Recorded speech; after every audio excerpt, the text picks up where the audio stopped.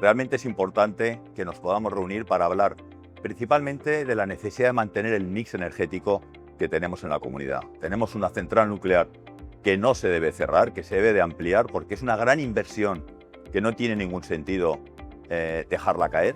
Además tenemos una regasificadora, en España tenemos 7, es un ejemplo a nivel europeo, y tenemos también renovables en el ámbito tanto de placas fotovoltaicas como eólica. Y creo que esos mix hace tener un precio estable en futuro necesario para que la industria realmente pueda apostar por un territorio que sea nuestro.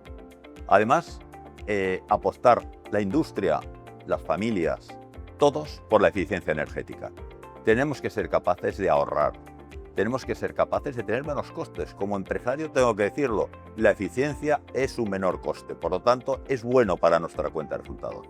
Y también como tercera parte fundamental, las CEL, el poder beneficiar a los comercios, a los ciudadanos, a través de la utilización de esos techos públicos que hoy en día están sin usar y que puede ser una forma real de apoyar a nuestras pequeñas empresas, nuestros pequeños bares, nuestros pequeños comercios.